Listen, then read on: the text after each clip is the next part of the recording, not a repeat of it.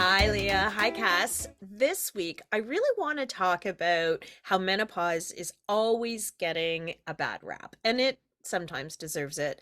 But where I really feel like there's a lot of learning that we can do is changing our perspective on intimacy and our libido and our sex life.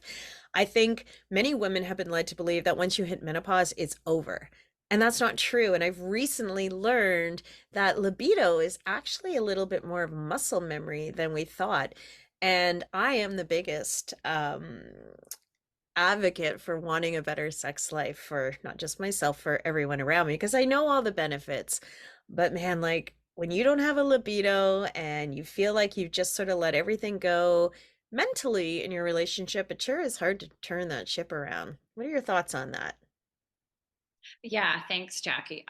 Yeah, we've learned a lot about libido in the last year and a half that we've been in this business, mostly from our friends who are sex therapists. And they're saying libido really doesn't really have much to do with menopause, a lot more to do with your brain, your libido. And you've been having the same kind of sex for 20 years. It's our sex therapist friend, Dr. Carolyn Klein, she always compares it to you don't want to eat sushi every day. Why do you want to have the same kind of sex every day? And if you've been in a relationship for 30 years, for sure, you probably fallen into the same routines. And that's where a lot of women's libido gets lost. Let's face it, your brain is your largest sex organ. And if you're curious, if you're open to change and willing to adapt to change, once you hit midlife, whether it's libido, arousal, orgasm, whether it's vaginal dryness, whether it's any one of the things that happen during your midlife, even north of 35, um, there are things and there are practices.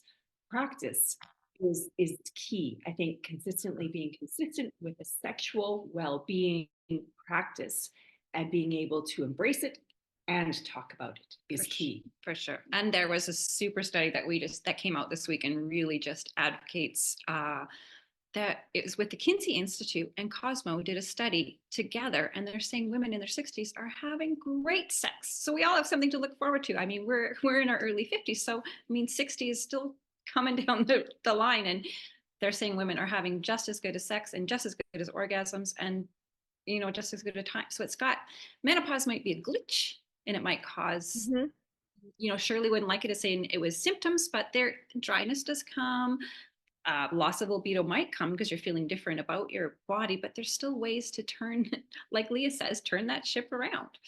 Yeah. But I think the barrier to a lot of women is a lack of evidence-based information. Our site, Intimate Wellbeing, really is a platform. We are a conduit. We are not We're not experts, experts. but we have connected with a myriad of medical professionals. This is what they do. This is their passion, and it's evidence-based.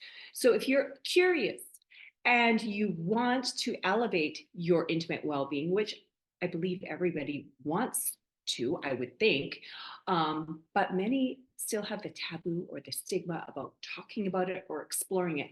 So we're here to say, hey, we're giving you permission to reach out and learn something and make it the best part of your life. Yeah, kick shame and taboo to the curb. Yeah. Good. I'm glad to hear that because it's not over. It's actually just kind of starting, right? This is like the back nine, and There we've is no got a lot.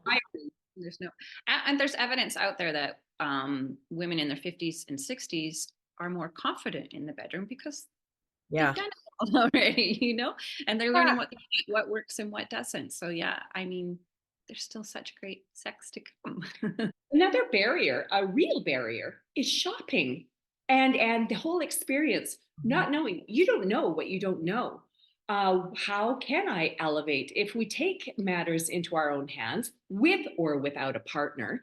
Um, you've you've got to be curious. You want to explore, or we encourage you to explore, whether it's toys in the bedroom, whether it's changing up the ambiance of your bedroom. Shake things up. As Cass and Dr. Klein refer to the sushi, this is the time of your life to shine. This is the time to take Have a cheeseburger, not sushi. take lemonade, shake up your routine for sure. Yeah.